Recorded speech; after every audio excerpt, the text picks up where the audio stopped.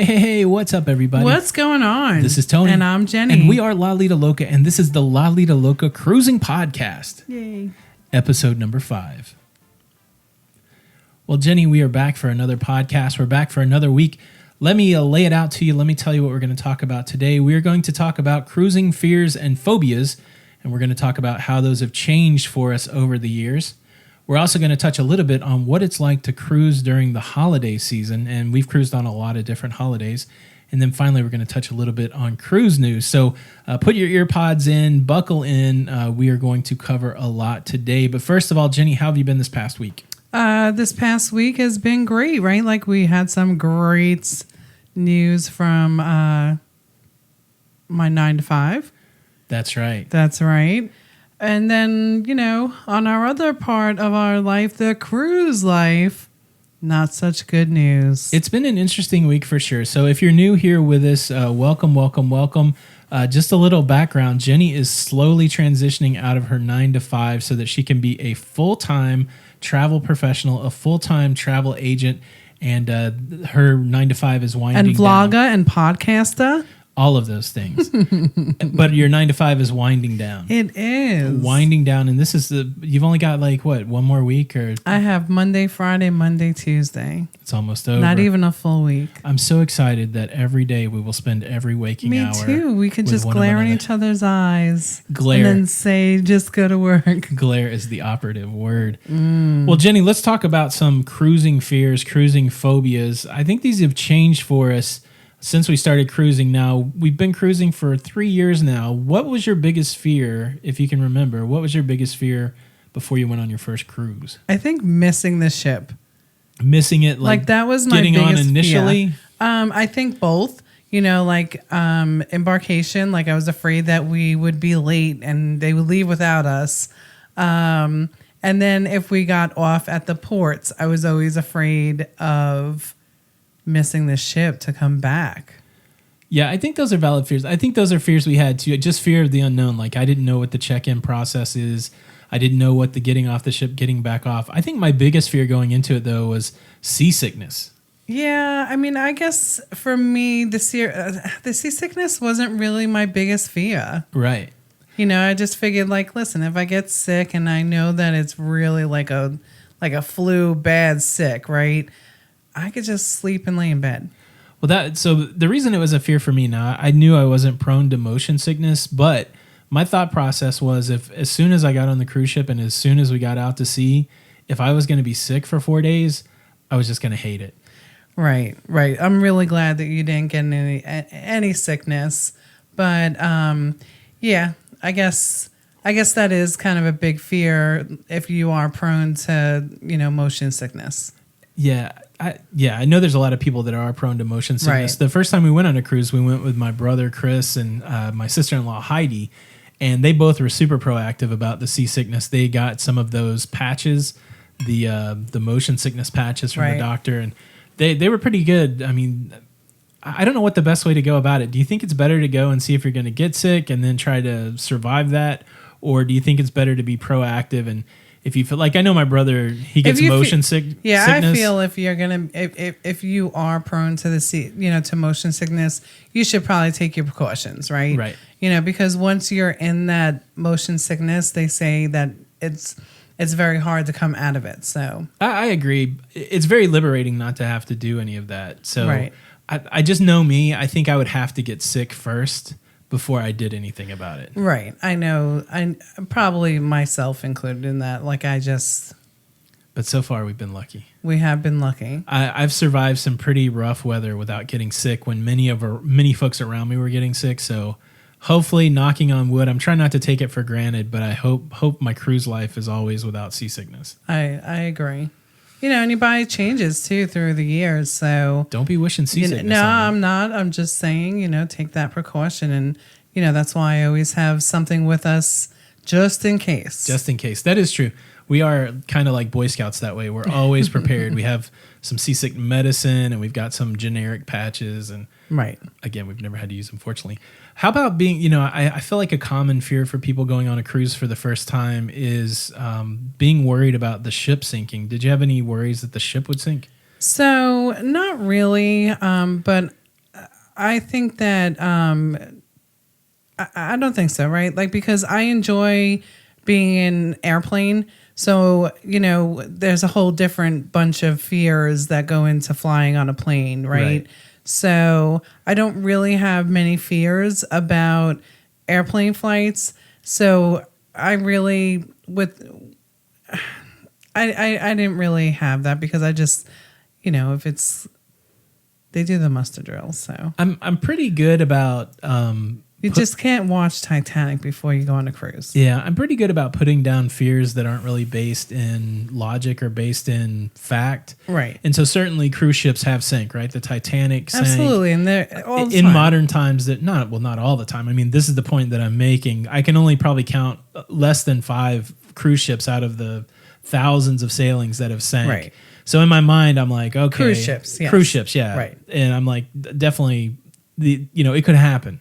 Absolutely. But the odds of it happening, I think you're probably more apt to be like in a car accident or to fall off a curb or something. I don't know any of those numbers, but certainly cruise ship sinking is a very small number. And so I'm able to internalize that and not be too uptight about it. I tell you what, one of my fears is, or was, and still is, right? Because you just never know what your next door neighbor in the cabin's doing. But fire is really a big fear of mine on the cruise ship. People know I'm a smoker, and I know when I'm out in the smoking section, people are really not that cautious with their cigarettes, and it really that is one thing that does frighten me. Yeah, it's interesting. As we've been in this cruise life and as we followed along, there are definitely instances of fires on cruise ships, and the cruise lines and the cruise ships themselves, they do a really good job of messaging that fire is the number one thing that they worry about from a danger perspective.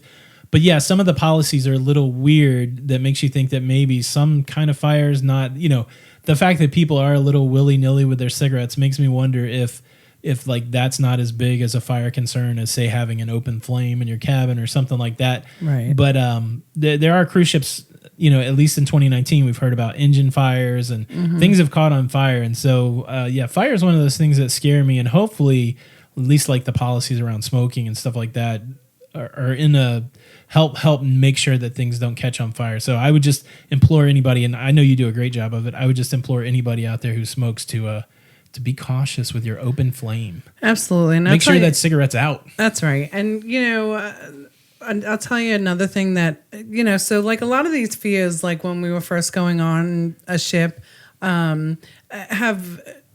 they've gone away, right? Like, because we've been on so many ships, and I tell you, there's nothing like that feeling of just being on a ship. Right. But there is one thing that I continuously do, and that is I do never look, like when you put on the TV, when you're looking at like where we've been in the map and that kind of stuff, it shows you like your northwest and your nautical miles, that kind of stuff. But it also tells you the depth of the sea. Ooh. And for some reason, I just cannot look at that because that does frighten me when I see those kind of numbers. That you're like over such a deep water that if something happens, it's not going to be good. Right. Yeah, I don't guess I think about that one a whole lot. And one, I would agree. And so I have one like that people talk about that doesn't bother me, but I never want it to happen, is like going overboard. And, the odds of going overboard, unless you're doing something silly, are very minimal. But then combine that with your fear. Like if you go overboard on water that is so deep, there's no way you're coming back. No. Wow.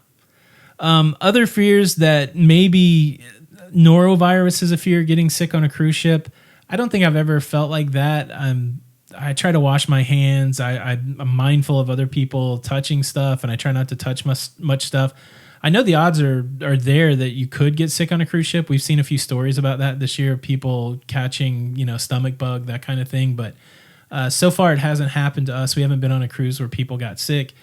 And I don't think I'm too afraid of it. And I try to be cautious about it, but I don't think it's a fear that I have. Are you worried about getting sick on a cruise ship like that? At least like a stomach sickness? Stomach sickness, not so much. But I tell you, not everybody's hygiene is the same as yours or mine, right? So, I'm continuously washing my hands, and it makes you more aware of what you're touching. Right. You know, like I have a habit of touching everything, you know, like all the chrome, and I like the shiny stuff, but I find myself like, where's my hand sanitizer? I just touched everything, you know, or even the buttons in the elevator, everything. But I've also saw, like, since we've been cruising, like at home, I guess I never really thought about it either, right? Like how much we're out in the public and, you know, you're touching things. So I think because of the cruise ship being so confined, like that's the biggest, you know, the germs just run rapid, I suppose. But I don't really I'm not too afraid of getting like that. You can really get in your head on it because if you start thinking about all the things on a cruise ship that other people are touching. Right. And, you know, we've had a couple stories this year about people just handling food on the buffet with their hands. And, you know, we've had a little bit of the fun outrage. Oh, don't touch the food. But then you really start thinking that if they're not touching the food, then everybody is touching the tongs.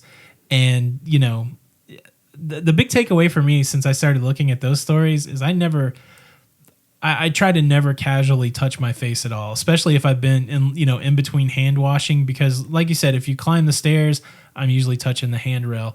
I do my best not to touch the handle on the bathroom door, but if I go to the buffet, I touch the tongs. And so I guess the main thing that you have to train yourself to do is not touch your face, not stick your hands in your eyes or in your mouth, which I don't think most people do that on purpose. I think it's just a nervous. It's a habit, right? Yeah, just one of those things that happen. But man, on the cruise ship, I'm a little hyper vigilant about not touching my face. Well, listen, I want to flip that on the other side. I try to touch your face as much as possible. That's right. After I've touched the bathroom handle. Oh, nice, Sort of nice. gross, but Get me sick. That's right. Come on, you want to give me a kiss? No.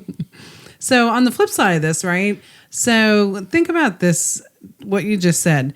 Everybody is touching those tongs, right? Right. So up comes somebody that is a germaphobe. Right. They just want one roll.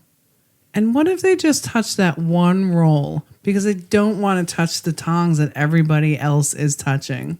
I think that's fair, but if everybody did that, then it would be anarchy, right?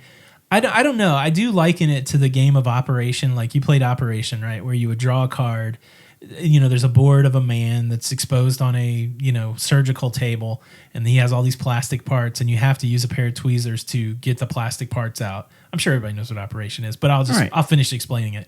But the tweezers are connected to a wire, and if the metal part of the tweezers touch the metal part of the opening where you're pulling out the plastic bone, the guy's nose lights are up because you messed up the operation. This is what I think about with people handling the food with their hands. You say, oh, I'm only going to touch the food that I want. But man, I don't know that it's always that easy just to touch the food that you want. How about the person that picks up the food with the tongs, but then puts the handle of the tongs back on the food? Yeah, it's kind of gross. Right. I don't know. So that's a big conversation, and it could lead into the conversation of why I like to eat in the MDR. That's right. Because that way, at least if any weird shenanigans are going on with my food, I can't see it. Like when you don't finish all of your bread in a basket and they put it away for the next person? I really hope they don't reuse the bread. They do. How do you know? Because I saw it. Oh. Okay, now I can't eat bread at the... All right, so yes, getting sick on a cruise not really happened a whole lot. I'm not super worried again about the ship sinking. You mentioned... Okay, so let's talk about the ones that we might still be... one that we... Okay, here's one. I'm just looking at my list here. Here's one that we didn't even think about when we first started cruising. What's that? Cruises being impacted by bad weather, by hurricanes and typhoons. I know when we went on our first cruise, I couldn't have told you when hurricane season was. No. But you've learned now, right? I've definitely learned now. Like our very second cruise was almost delayed because of a hurricane. And after that point, I became very aware of we learned very quickly on what months to avoid. Yeah, and it's really hard, weather obviously unpredictable. And so, but do we avoid any of those months? What's that cruise like? We do. I mean, we try. We try, but we pushed a cruise away, into late September, which is almost the end of hurricane season. And that's when I was in a typhoon in Asia. Exactly. So, yeah, weather is something that I didn't used to be concerned about that I'm completely concerned about now. Absolutely. You're very aware. Very aware of the weather. And then something else that I didn't really worry about on my first few cruises was just getting sick on a cruise. Not necessarily food sick, but like body sick, health sick. That would include injuries like falling down or hurting myself. But I'm just worried that like something's going to go wrong with my body.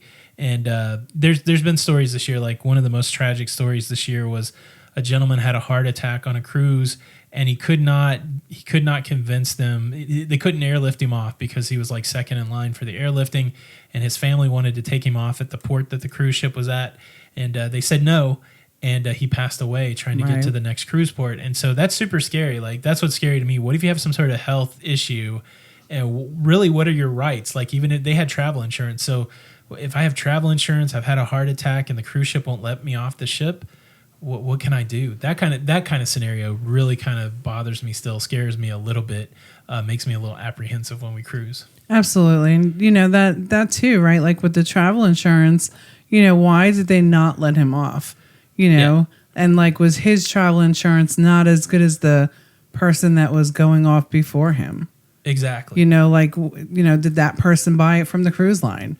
You got to wonder those things too. And, that's a horrible thing.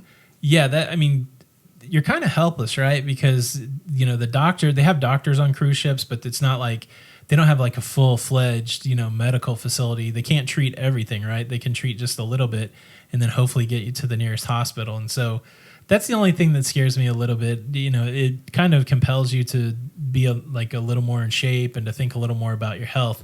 Absolutely. It's a lot different than just like land-based vacations. Right. And on a couple of our cruises, we've had someone airlifted off. Yes. Couple of times or just that once? I can't remember remember now. Distinctly one. Just the one, yeah.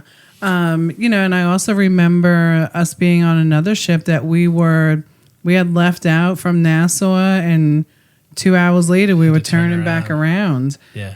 So you have to wonder too with the cruise lines with their schedule, right? And I hate to put a life before a schedule, right? But these businesses unfortunately do. Yes.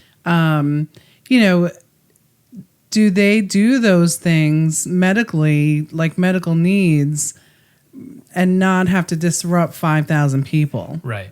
And I don't know if that's the circumstance in the heart attack case. No, and that one, it's just, you hate to think like that because, you and I, we don't have, that business thought process of these multi-million-dollar companies. It could be though. Like companies. that case is going to court right now. So that family is suing the cruise line, and they're trying to determine, if that was the case, if they chose itinerary and the masses over the one. So it's going to be interesting to follow that and going forward.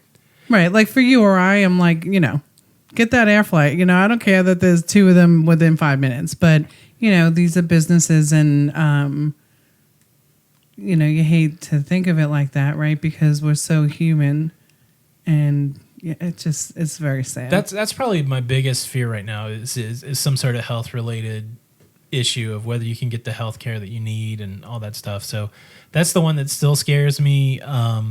I tell you what, I used to be really worried about trying to get on and off the ship. We still have like some interesting paranoia, like, making sure we have our passports and stuff like that. Right. We check, recheck, check, recheck, check, recheck, check, recheck. Stop the car, recheck, just to make sure that we have our passports.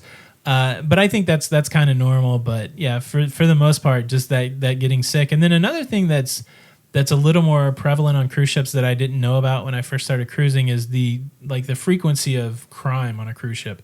So cruising for the most part is safe, but there is a significant amount of crime that can happen on a cruise ship. Just over the summer, there were over 30 incidences of sexual assaults on cruise ships just in a 3-month period. And so stranger danger is a real thing.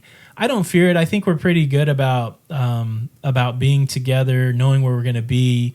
We're on the buddy system, right? Like if we do have an alcoholic beverage, we do it together. We don't get to where we're we don't have control of our of ourselves. Right. But it's a real thing, especially families that take kids. You got to keep an eye on your kids, man. There's a horrible story of a 15-year-old that was assaulted on a cruise ship earlier this year because people were buying her alcohol and stuff like that. It's a heartbreaking story, and it makes me realize that if you're a parent with minor children, make sure you know where your kids are on a cruise ship, because it's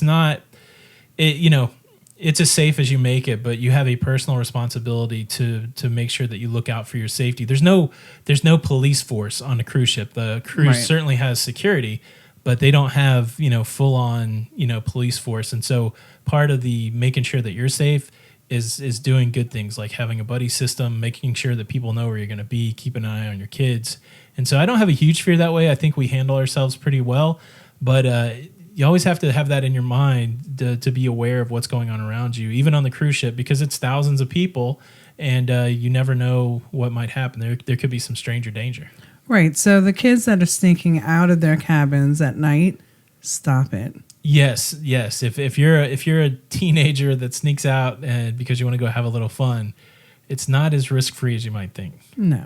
Not as risk-free. Jenny, there's a fear that I don't think anybody has on cruise ship: pirates. I know that pirates do exist in some parts of the world, but I haven't heard lately. Not in the Caribbean so much, right? Yeah, I haven't heard lately of a cruise ship that's been taken over by pirates. It's certainly happened in the past, but I don't really fear pirates for the most part. No, not in this part, like where we've cruised. Right. I'm sure if we've done, if we do, cruising where it's, where those pirates are super active. Right. That's going to be a little fear factor there. A little bit of a fear factor. Now, I'm going to throw a couple at you that are still a little bit of a fear for me. You'll know why one of them is a fear, but I didn't have this fear when I first started, but I do have a fear that there's going to be a leak in my cabin. I don't know why. You know why. Because it actually happened. Now, because that happened twice. Yeah, the first one I don't even. It was minimal. It was minimal, but do you worry about that now when we're cruising? Are you concerned that it might happen? I don't think so. I think that so it's happened, right? And when you look at the I don't know. Like how many cabins do it? Say 10%. Right? Like we've already hit that 10%. Twice, so right, yeah. I mean, can we be lucky enough for? I don't know. I don't think it enters my mind. Honestly, I don't want to say lucky. I don't think it enters my mind. It doesn't. But yeah, I tell you what does enter my mind sometimes of like a maintenance kind of thing is stuffing up my toilet. That's true. That's a legit fear. You don't want your toilet to overflow. That happens. Exactly. And then another one that's happened a couple times this year is power outage on a cruise. Yeah. That kind of scares me too. Yeah, like a little bit. Being left adrift in the middle of the ocean. Yeah, I wouldn't like that. We've seen that happen, so it's pretty viable. Again, all the instances that do happen, obviously they gain a lot of attention because they're big time stories. But the odds of it happening are so minimal. But it has to happen every once in a while. Like there's no perfect, nothing ever happens kind of thing. So right. I don't think I would hate the whole power outage. Here's one too that recently has come into my head, right? So I was out on our balcony and my phone was inside the cabin. You were someplace, but I was just out enjoying the balcony. Well, then it got in my head like, well, my phone is in there. What if I get locked out? How long is Tony going to be? So that was a little fear of mine, like because of the slider, the way it was, like the lock would move, and it kind of frightened me just a little bit. Okay. Yeah. That's a good to be stuck out for a couple of hours, and I mean I could be stuck someplace else, that's much worse. But that was a little bit of a fear. Not really a fear, but just kind of like gave me a little anxiety. I definitely wouldn't want to be locked out on the balcony. Here's another one that's actually happened to us that I don't feel like it's a fear. I don't know if it's cruise phobia or not, but things being, charged to our account that we didn't buy. Yeah, so I think that happens a lot of times because it has happened to us a lot of times. Right. 3 or 4 times, right? Right, which in the scheme of things, when you think about that's 33% of our cruising history, and that just goes to check those accounts before you pay for them. Yeah, and before you leave the cruise ship. My silver lining optimism says that I'm kind of glad some of those things have happened because we have been able to share that information out with people, like check your bill. It can happen. Make sure that you check it out, but. I'm trying to think. I don't think of any other phobias. So if I'm looking at these things that we've talked about, I do think that getting sick on the cruise ship, not like seasick or not food sick, but just getting like life sick, body sick. I do think that's probably my biggest phobia right now. Everything else I feel like I can deal with, and I've got some level of not control, but you know. And listen, even with all these phobias and these fears, you know, it's more of public announcements, right? Yeah. Because really, when you get down to it, you're going on a cruise, Yeah. and none of these fears or these phobias are gonna stop, the cruise life. Well, maybe it is, right? I've seen It's not gonna stop me. It's from not going to stop cruising. either one of us. But I have seen people that say, "Oh, I don't want to go on a cruise because of this, and I don't want to go on a cruise." Well, and listen, if you get seasickness, Right. I can see why you would stop cruising. I think seasick is a legit one, but I think Absolutely. if you're out there worried that you're going to get the norovirus, I think that while that can happen, the odds of that happening, or if you're worried that the ship is going to sink, if you're worried about some of those things, the odds of those things happening, I think those. I don't want to negate anybody's fear, obviously, Right. But I would challenge people that have those kind of things. If it's not seasickness, and if it's almost anything else, I would encourage you to go cruising because. There are one-off stories about those things that are happening. We've had some of those things happen, but the cruising, the positive of the cruising is far outweighed those negatives. So I would encourage people that do have some of these phobias to give it a shot, to try a small cruise, unless you just have to. I don't want to force anybody to do anything, Jen, No. but for the most part, these fears are fears that many people have, but many people don't have to deal with. So. Right. And, getting back to that norovirus, I just wanted to say, listen, when you're on land, the stomach flu or stomach virus, it runs rapid as well. There's more cases of norovirus on land than on cruise ships. Right. So let's take a moment. Let's take a pause here. What are you afraid of when it comes to a cruise ship? If you're watching this in the video format, please leave a comment. Or if you are listening to it, send us an email at tony@lidoloca.com. I would love to hear about some of your cruise fears. We're going to move on and we're going to talk about holidays on a cruise ship. But before that, let's talk a little bit about using a travel professional. Of course, if you are new, you may not know it. Jenny and myself are both travel professionals. We can help answer your questions when it comes to cruising. We can book your cruises, and it doesn't cost you anything. So if you are, you could be somebody that's perfectly happy doing all the research and booking your own cruise, but for no extra cost, you can have an extra set of eyes, and you can have somebody who's had a ton of experience booking cruises. Jenny over there looking all nice and pretty. And so if you need some help with your cruises, I would encourage you to go to our website, www.lidoloca.com/travel, and you can connect with Jenny that way, or you can send Jenny an email at jbarnette@cruiseshipcenters.com. I will leave that contact information in the show notes and also in the description of the YouTube video. I think that's most of the announcements. Jenny, it is almost Christmas time, and so I was thinking today. Christmas time. So I was thinking today. Is coming near. So I was thinking today. Merry Christmas. So I was thinking today. Happy New Year. About all the holidays that I'll be we've home for Christmas. gone cruising. Yeah. And I thought it'd be fun to talk about what it's like to cruise during the holidays on a cruise ship. What's the closest that we've been to Christmas time? Just the last cruise that we went on?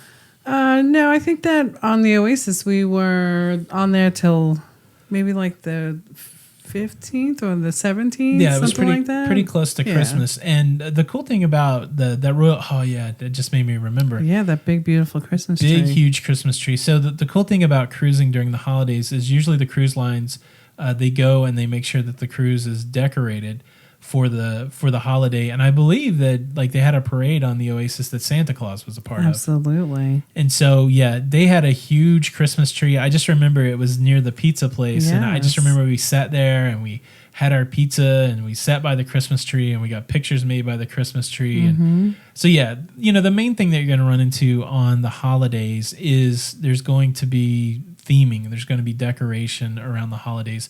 We do a group cruise every Halloween on Carnival cruise ships, and they're all themed out in Halloween. They have their own Halloween mascot that's there prominent in their atriums. Mm-hmm. They have where they have costume parties They and do. costume parades, and they hand out candy, and even in the main dining room they have special food, like special desserts based on Halloween. Right.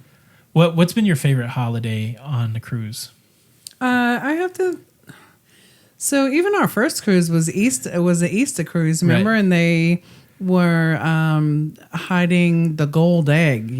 That's true. And the little kid in me wanted to run around with the little kids and be super competitive and find that gold egg.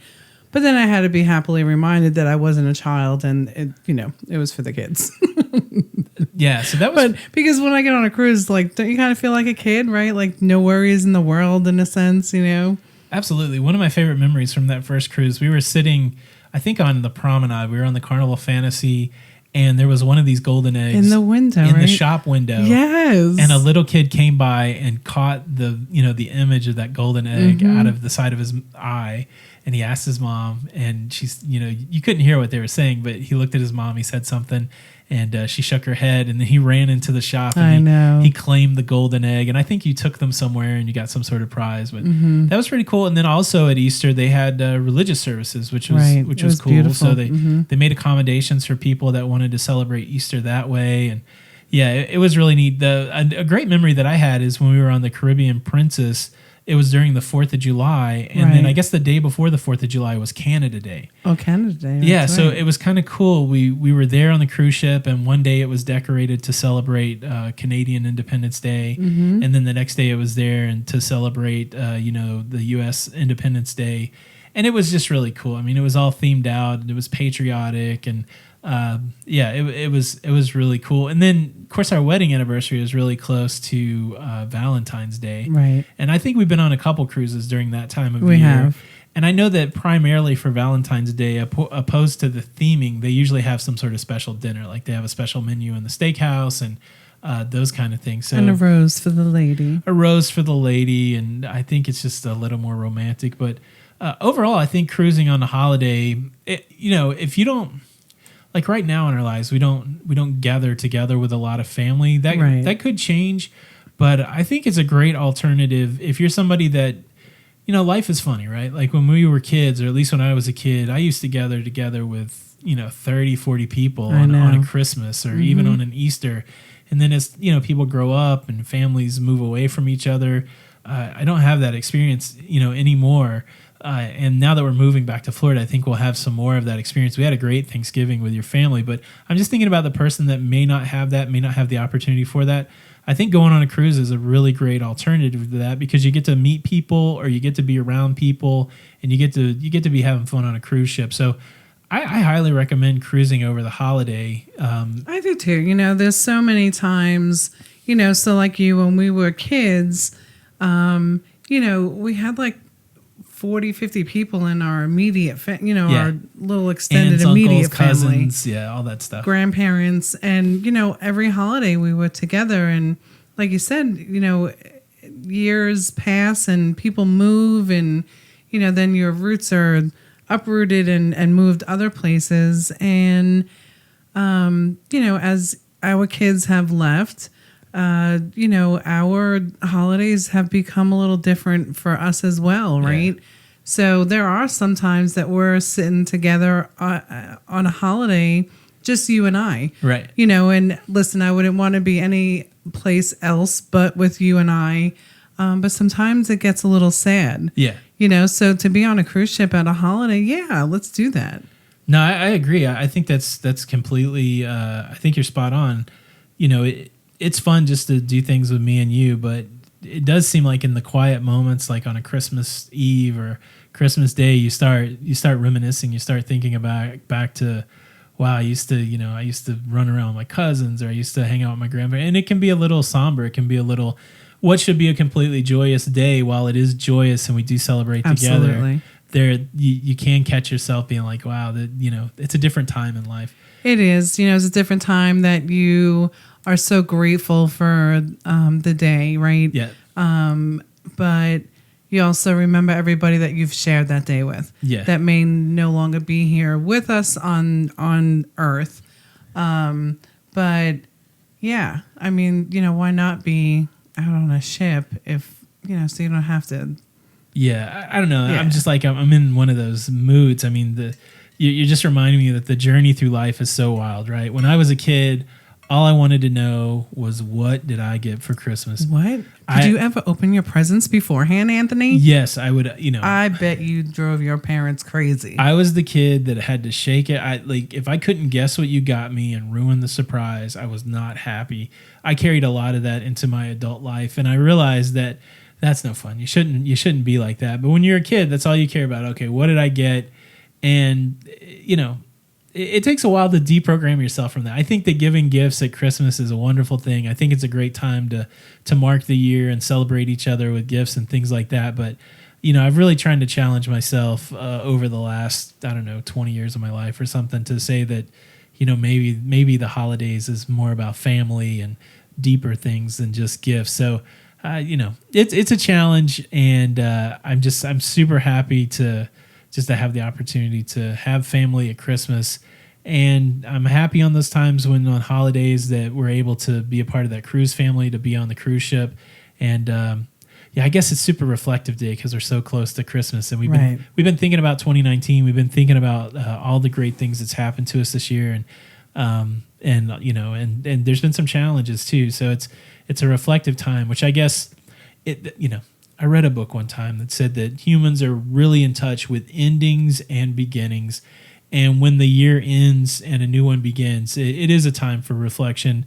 And, you know, hopefully the positives of the year outweigh the negatives. I know in my case, in our case, it definitely does. But it's a good time to be mindful of people that might be hurting out there, people that might be celebrating out there. It's just a super cool time, at least for us, because we're a part of this broad global cruising community. Right. Feel super lucky to know the people that we know and to have experienced the people that we experience. And if anything else, hopefully we can be family for people that need family at Christmas. We're here, and we can be a part of this cruising community and be welcoming. And so, if you're out there and you're celebrating, we celebrate with you. And if you're out there and you're struggling because it's a hard time of year, we struggle with you, and we love you. And I don't know where that came from, but that's just the thing that this holiday talks made me feel. So much love to the Loca fam, much love to people that we're just getting to know, and welcome to the family. That's right. Oh, you're gonna make me cry, Anthony. Don't cry, Jenny, and don't call me Anthony. All right, Jenny. What did they call you when you were younger and you were in trouble? No, when I was in trouble, Anthony Joseph. For fun, they would call me Tony Joe. Tony Joe. I was wanting to pull that out of there. Just call him Tony Joe. Trying to pull a lot of Tony Joe out of me. So before we talk about the cruise news, let me talk a little bit about Lido Loca. Again, welcome to anybody that's new here. Yes, welcome. If you've been here for just a little bit, let me just share some information with you. This is the Lido Loca Cruising Podcast. You can find it on your major podcasting services, you know, iTunes, Google Play, Spotify, most places where you can get podcasts. We are there. It's a new podcast for us, and we primarily started as a video channel on YouTube. And so this podcast has a video form. It has its own YouTube channel called the Lido Loca Cruising Podcast. But if you want to see our other adventures, you can check us out at Lido Loca Cruising, the YouTube channel. And we'll leave a link to all that in the description below. But we would just invite you to come join in. And then the big invite is over to our Facebook group, the Lido Loca Cruising Community Group on Facebook. It is full of people that are willing to help, willing to answer questions, and willing to do the cruise life with each other. And so I'll leave links for all that either in the description of the show notes. But come check us out there and be a part of it. If you're out there and you're listening and you're finding value, could you please leave us a review? This podcasting thing's new to us. A 5-star review. A 5-star review, fairly new to this kind It'll make you feel good. Yes, it'll make you feel good. I hope so. So, yeah, help us out where you can. We sure do appreciate it. Well, leaving that review of a 5-star will make them feel good. Okay. I trust it. 5-star review. That's what I'm saying. All right, so let's jump into a little bit of cruise news. Okay. Let's talk about some cruise news that has affected us directly. Jenny, we were going to be on the inaugural U.S. sailing of the Carnival Mardi Gras out of New York City up to Canada. I said we were going to be on because... That's right. September 24, 2020. No. It's not going to happen. No.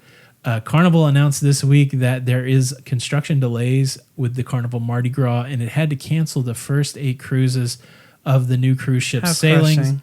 It is, and so we were super excited to be on that cruise. But again, I'm a silver lining kind of person. That's right. I'm going to come out and say I'm almost excited that cruise got canceled, because Carnival did a great thing for people that cruises got canceled. They gave a 25% future cruise credit. They're giving $100 onboard credit per person if you respond within a certain amount of time. That's right. To this cancellation of the cruise if you were already booked on the Mardi Gras. And so for us, we have a group cruise scheduled on the Carnival Mardi Gras in 2021, and that future credit and the onboard credit greatly reduced the cost of our cruise. So, Right. Lemons to lemonade. It's really stinky that Right. we're not going to get to cruise in September on the Mardi Gras, but we just had another cruise that we're excited about be deeply discounted. So it's kind of exciting. Yeah. Carnival, like you said, I think that they did good by such a bad thing that has happened, and I'm sure they weren't happy about it either, right? Like the shipyard is not going to give them their product on time as well. So, and being a travel professional, they have really been good. They have a dedicated team to help us travel agents out to rebook the clients. So yeah, the process has been pretty good, right? Yeah, it I've has. heard you engage with a lot of people to get them rebooked and to get those discounts, and all that stuff's worked out really well. Right. Yeah, it's one of those challenging things, right? Because they plan these ship builds so far in advance, and at some point the shipbuilder is going to say, look, your ship's going to be ready at this point, go ahead and sell it. Right. And could you imagine as a business you had 8 cruises worth of bookings sold? I don't know how many millions of dollars that is. Right. And all of a sudden you get a phone call or an email. Hopefully they don't just like send it in a text message going, when we said that cruise ship was going to be ready, it's not going to be ready.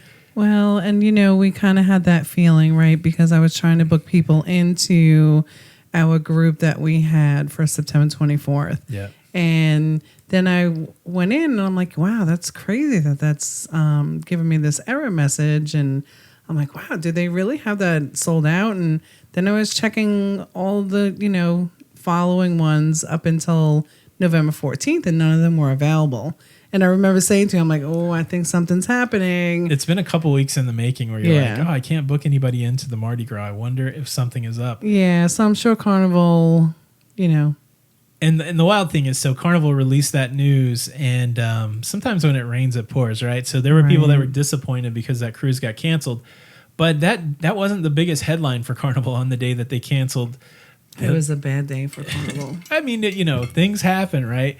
So on the very same day that they announced the cancellation of the Mardi Gras cruises, there was a little bit of, bumper cars in Cozumel, Mexico. Now, what I understand at this point is that there were very high winds in Cozumel, and there were a lot of ships in Cozumel. And so picture this, the Carnival Legend is already docked in Cozumel, getting ready to, put passengers off to have a good time.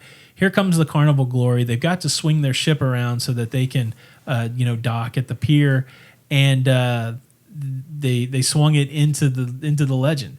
So the back and almost the Oasis, right? Yeah, the back end of the Carnival Glory basically, ran into the front end of the Carnival Legend, and the Carnival Legend treated that ship the front of it treated like a knife, and sliced open part of the platinum dining room. Because the Legend has that beautiful front, right? Yeah. Like it's really pointy. You got to. I did do a video on this, and so if you're watching this from a video perspective, I'll leave a link to the video that we did that has footage of this ship. Well, one good thing, right, is that there was only one injury.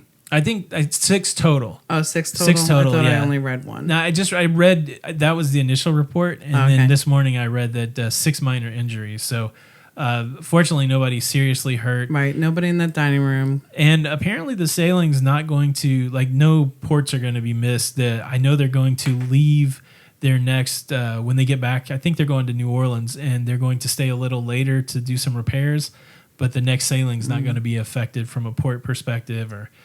But yeah, so all over the internet, all over the news. Jeremy from the locafam put up a picture of the Glory coming into New Orleans. With a big hole in it? Yeah. How crazy is that? Yeah, and you know what, though? That weather really affected a lot of a lot of passengers. Yeah. I know I had a client last night. Hey, how come the Freedom's going to be late? Because of the weather. So, well, this is something that I'm interested in and something that we probably need to spend some dedicated time to at another point. But I don't know who was driving the ship. Like at so many of these ports, a local pilot comes on board and actually, docks the ship. Right. And when we were on the Celebrity Equinox, we talked to one of the captains on the bridge, and he said that they make a determination. They ask the pilots when they come on a series of questions, and if they don't feel comfortable with the answer that the pilots give, they can refuse the pilot access to the cruise ship, and they will actually dock the ship themselves. And they can also, in the moment of a crisis, they can take control of the cruise ship back over from the pilot. I don't know that we'll ever know what happened on the Bridge of the Glory, but I definitely thought about that conversation with the officer there on the Equinox, and I wonder what was going on in that bridge, if the pilot was actually maneuvering the ship, or, could you imagine the local pilot comes on and sideswipes one of the other? Who knows? But that's some scary, crazy stuff. Well, and listen, really was it... I mean, they're supposed to be able to maneuver the ship no matter what kind of weather. Right. So how come or not port? I mean, yeah, that's the determination, right? If it's too if it was like too I know windy, the Freedom, we have some friends, Jamie, and they didn't port. They said it was too windy. Yeah. Yeah. So yeah, they missed 2 of their ports because of the wind. It's a weird balancing act, right? Because Cozumel is a very popular port. And if a cruise ship full of people get told that it's too windy to go to Cozumel, people are out on that deck going, this doesn't seem windy at all. Why are they not, it's so weird because, none of them would say, oh, I hope that we slide into another cruise ship, but none of them are going to be happy if they skip that port either. So the pressure that sits on top of these people making these decisions got to be crazy. Right. Crazy. I'm sorry, Chuck and Jamie, that you missed some of those ports, but this is why. So that's good. Yeah, so Chuck and Jamie, they're part of the Lido Loca cruising community, and they've cruised with us before. So again, there's a big family element to Lido Loca. Make sure that you go and join that Facebook group, be a part of the locafam, and you can get to know all of these people. The last bit of news I want to call out, I'm super interested to see what kind of impact Virgin Voyages is going to make on cruising when they bring their first cruise ship out in 2020. The first cruise ship built by, Richard Branson's company is called the Scarlet Lady. And just this past week, it completed all of her sea trials. And sea trials are interesting. They go out with a full crew. The ship is built. They take a crew out there and they put it through the paces. They try to find weather that they can sail through. They really go out there to make sure that the ship is seaworthy. This is one of the first final steps toward getting to the place where they can have passengers on board. And so it sounds like the Scarlet Lady is on track. What's interesting is I read an article. I wouldn't want to be part of that team, I don't think. Yeah, I mean, I guess it's good. Right? I mean, it's kind of cool, right? Yeah. But I don't think I would never be part of that team. They run through all their safety drills. I mean, I think it's good for the employees. But the launch date is ironic for the Scarlet Lady. She launches on April the 1st, 2020. So it's an April Fool's launching, which is, I don't know. Look, who's superstitious out there? I mean, and listen, it's Virgin Voyages. Sir, it's stirring it up. Sir Richard Branson knows what he's doing. He's certainly been disrupted before. And they did announce that they're building a second ship. So head first into cruising. We have some friends that are going to be on the Virgin Voyages in September. And so it's going to be interesting to see what that ship's like when it comes out. Well, Jenny, so that really covers it all. Cruising fears, cruising on a cruise during the holidays, and a little bit of cruise news. I think we'll have one more podcast for 2019, so maybe we won't say goodbye for 2019. No, that'll be our wrap up. But I hope everybody has a great holiday out there. No matter how you celebrate the holidays, we wish you the best, and thank you guys so much for tuning in and listening. And today's the first day of Hanukkah at sundown. Today's the first day of Hanukkah. And do you have my 8 presents ready? Do you have my 8 presents ready? Absolutely. Liar. You shouldn't lie on the first day of Hanukkah. We don't even have a Christmas tree. No, I don't have any Hanukkah presents. But I know, I'm just playing with you. So, yeah. So, Merry Christmas, Happy Hanukkah, Happy Holidays, whatever way that you celebrate. That's right. We celebrate with you. And, yeah, I guess until the next time. We'll see you on the Lido. We'll see you on the Lido. Bye. Bye.